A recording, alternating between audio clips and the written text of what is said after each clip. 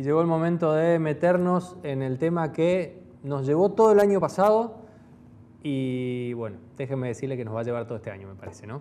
Porque la pandemia sigue presente y va a seguir presente un buen tiempo. De hecho, hay una declaración que se ha dado el día jueves por parte de la Nación para extender la emergencia sanitaria durante todo el año. Así que, en principio, hasta el 31 de diciembre ya está establecido que vamos a seguir viviendo en emergencia en esta situación sanitaria compleja, también por lo que está pasando en Paraguay, por lo que está pasando en Brasil.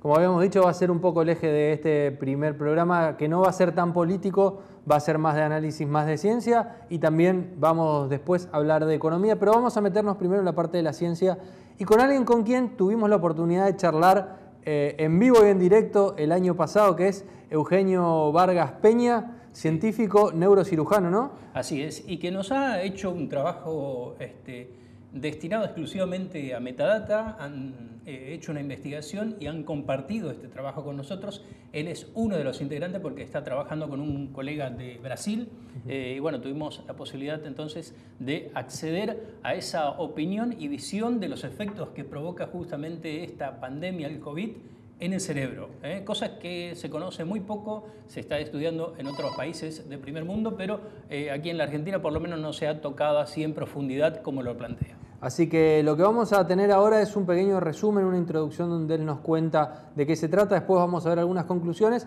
El material completo va a estar disponible para todos ustedes a partir de este sábado en las redes sociales de Metadata, en el Instagram, en el Facebook y también en Twitter, también en las del territorio, para que puedan ver todo el trabajo completo, que es un trabajo bastante extenso, pero muy interesante. Sí. Arrancamos con una introducción que nos cuente un poco Vargas Peña, de qué están trabajando, un trabajo que cuando comenzó, allá por mayo del año pasado, tuvimos acá la primicia. Lo escuchamos. Muy buenos días, estamos acá en Surubí, a 18 kilómetros de Asunción, donde yo estoy trabajando y viviendo también. Tenemos un laboratorio acá. Y lo más importante que quiero decir hoy es que desde los principios de abril empezamos a ver pacientes con problemas de la postinfección del SARS-CoV-2, o sea, del COVID-19. Y empezamos a preocuparnos por los efectos que trae la postinfección en algunos pacientes, en diferentes estadios, ya sea inmediatamente después de la infección, un tiempo después, etc. E hicimos una clasificación para poder tratar mejor estos pacientes de acuerdo al primer lote de pacientes, y vimos que en el segundo lote, cuando iniciamos ya más activa la programación, de que el sistema funcionaba. Por lo tanto, deseamos ponerlo a conocimiento de mis colegas y buscar la opinión y las críticas de lo que estamos haciendo. Claro que lo que nosotros hacemos es en base exclusivamente a la alteración en la función cerebral, correlacionado con otros problemas, como ustedes van a ver. Entonces preparé este pequeño video a los efectos de que ustedes puedan entender no solamente la parte médica, sino que también la gente que pueda entender por qué es importante no contraer la infección. Que el hecho de contraer y que se termina el proceso inflamatorio y de infección y se sale saludablemente de él, no significa que en el futuro no pueden haber problemas. Por eso que es muy importante el aislamiento, el distanciamiento y la utilización de máscaras. Voy a ir demostrándoles eso en forma gradual y progresiva. Ahí entonces la presentación de qué se trata. Sí. Y están trabajando, como decía Tony, en las repercusiones que deja, si se quiere, el coronavirus en el cerebro, claro, algo que se está trabajando muy, las secuelas, exactamente. Fundamentalmente. Y por otro lado también no solamente sirve a toda la audiencia, sabemos que hay muchos profesionales que nos siguen y están muy atentos a la evolución de este tipo de investigaciones, así que vale la pena lo que decía Damián, compartir esta primera opinión y también profundizar en el material que ha elaborado justamente el doctor.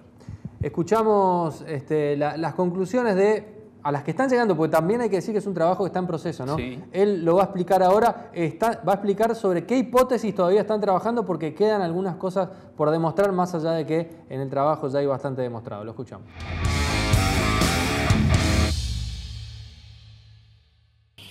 Les mostré esas referencias bibliográficas en que pacientes con gliomas, con tumores cerebrales, aquellos que tienen un índice de IgG, o sea, ya pasó la infección del citomegalovirus, cuando hacen un tumor de cerebro grave, que es altamente maligno, ocurre una cosa muy interesante. Si han sido infectados por el citomegalovirus años antes, hacen una tremenda velocidad de expansión del tumor y multiplicación de las células tumorales.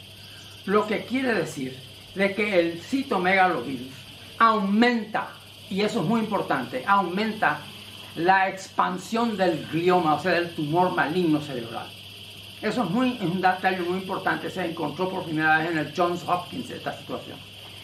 Y entonces, en vista de eso, nosotros tuvimos muy en cuenta ese factor. Y ahí les mostré las publicaciones que hay ya hoy en día sobre el glioma creciendo rápido y asociación con citomegalovirus. Nosotros estamos estudiando eso, haciendo el IgG del citomegalovirus. Ahí en Posada, un laboratorio especialmente me hace los IgG del citomegalovirus, porque he visto que en pacientes que tienen tumores cerebrales asociados a un citomegalovirus con su IgG alto, o sea, ya desapareció la infección, pero el IgG sigue alto, evoluciona el tumor cerebral mucho más rápido. Y ese es el problema de la infección del virus SARS-CoV. Lo que yo quiero hacerles entender a ustedes es que este proceso, aunque no tenemos pruebas todavía, pero en este último paciente que les mostré, puede darse el caso en que el virus del COVID-19 aumente la velocidad de expansión del tumor o de cualquier otra enfermedad, ya sea empeore la diabetes atacando ciertos órganos especiales o empeore también el cáncer en cualquier otra situación. Y eso no se ha estado estudiando todavía, pero nosotros creemos que esto es vital, que se tiene que estudiar, porque en pacientes que tienen enfermedades de base, o sobre todo pequeños tumores, o que no han desarrollado tumores en el cerebro, pueden desarrollar por acción del COVID-19. La conclusión es que esto es muy importante y a eso estamos empezando a llegar, pero no tenemos pruebas definitivas todavía. No hay pruebas definitivas, pero me parece que hay una relación con el citomegalovirus que hace ya con pruebas definitivas, que hace que los tumores sean de rápida evolución en el cerebro. Y ahí les mostré los artículos que han salido sobre eso.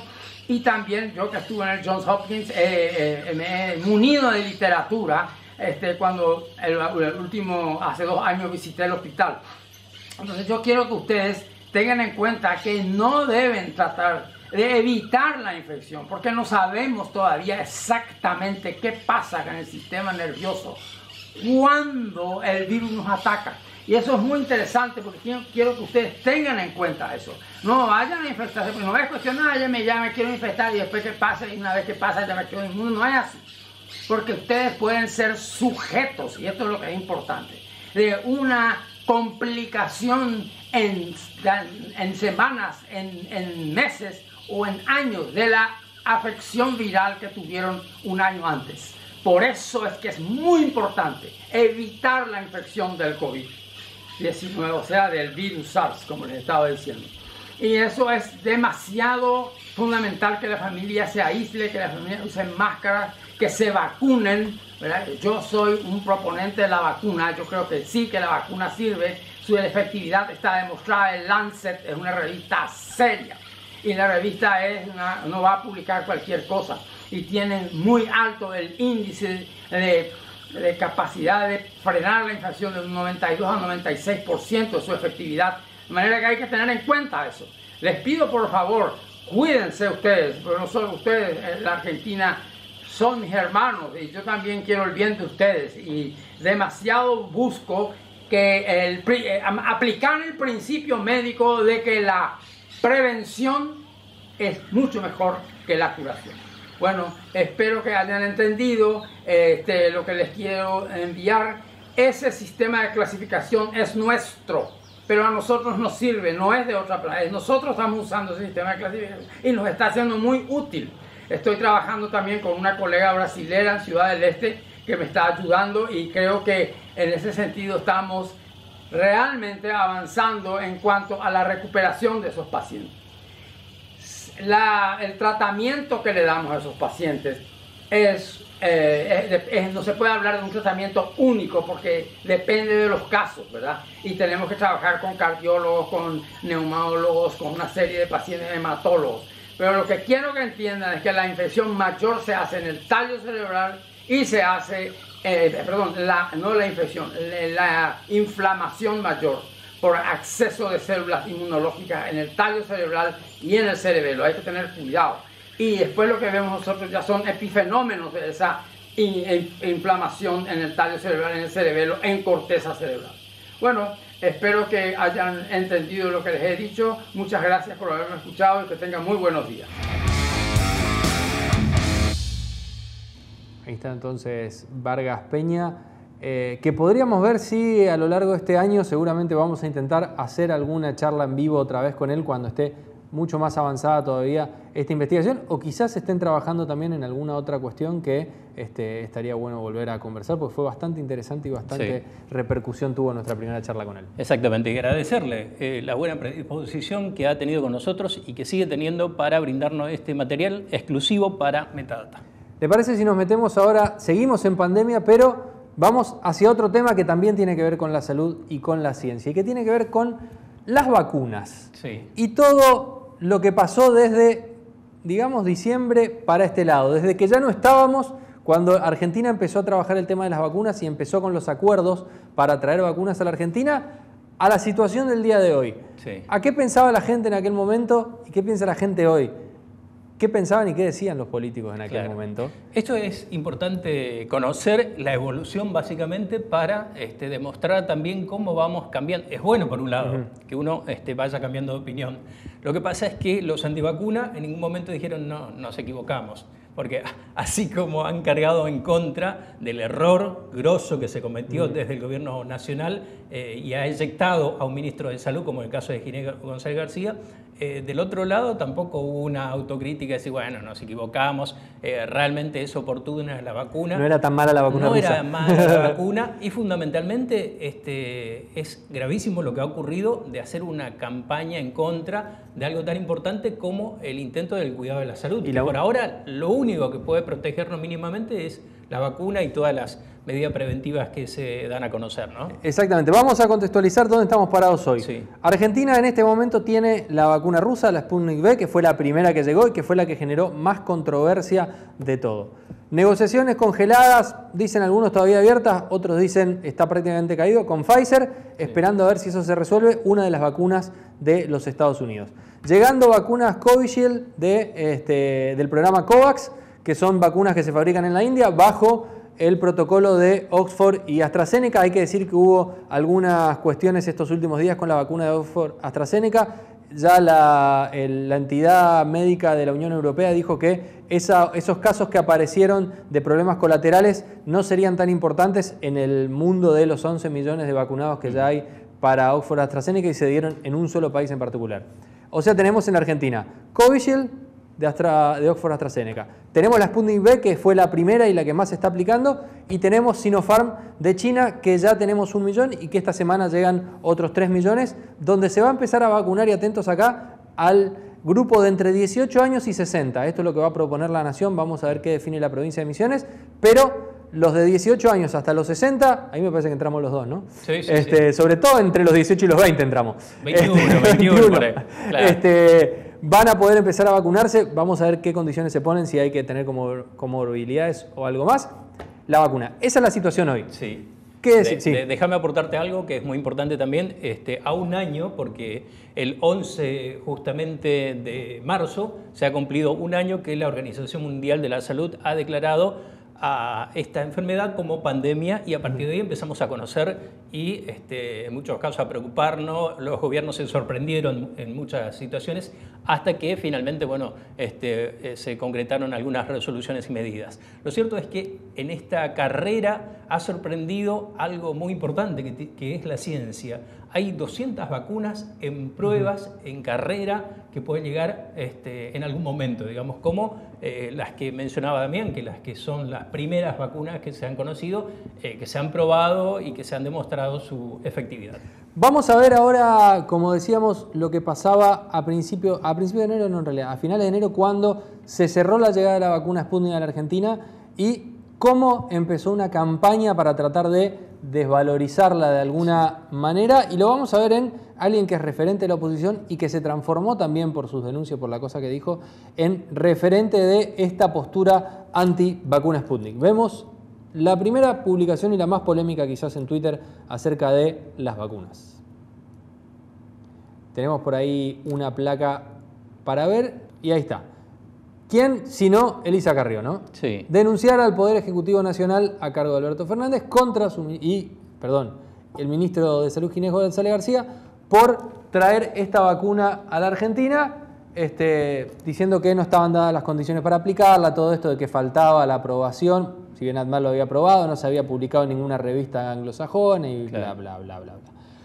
¿Qué generó esto? Porque una cosa es decirlo en Twitter, hacer una denuncia y que se arme una discusión política, pero generó algo en la sociedad también. Y para ver eso tenemos esto otro, que son placas de Suban Córdoba y Asociados, enero del 2021. Y acá lo que podemos ver es que el 50% de la gente prácticamente no quería ponerse la vacuna. 50% estaba de acuerdo, 50% o no quería o tenía serias dudas. Y acá lo tenemos separado, pueden ir viendo, por a quienes votaron en la última elección, lo tenemos separado por nivel de formación, lo tenemos separado entre hombres y mujeres y lo tenemos separado por edad para que puedan hacer un poquitito más de detalle. Pero lo importante acá es que la mitad de la gente no quería saber nada con la vacuna. Claro, y tenía mucho temor, lógicamente, porque bueno, si uno empieza a seguir algún referente que te dice, mire, no es conveniente, es peligroso, y claro, uno tiene una familia, está en juego, en riesgo, toda una sociedad. Por eso cuando un dirigente o un político habla, lo tiene que hacer con mucha responsabilidad. Tiene que pensar un poco más. Aguarda que ocurra eso, digamos. O sea, cada opinión que pueda emitir a través de las redes o a través de un medio de comunicación, lo tiene que hacer con mucha responsabilidad, porque ocurre esto, ¿no?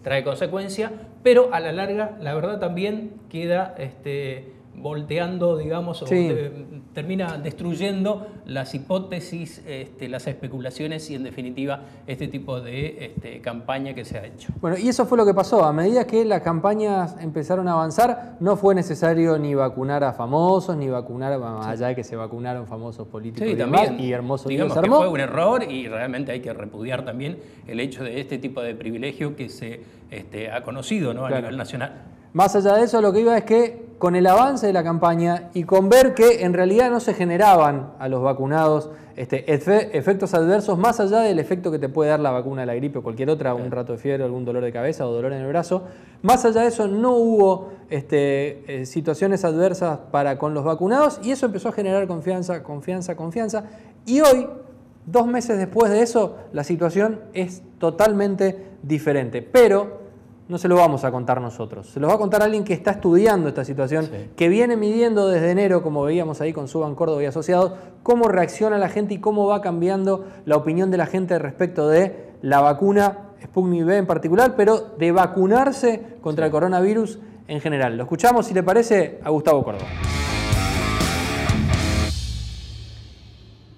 Bueno, en buena hora, amigos de Metadata, Damián, Tony, felicitaciones por esta nueva etapa. Como siempre, para mí es un orgullo, un enorme placer poder aportar y colaborar un poco con el análisis.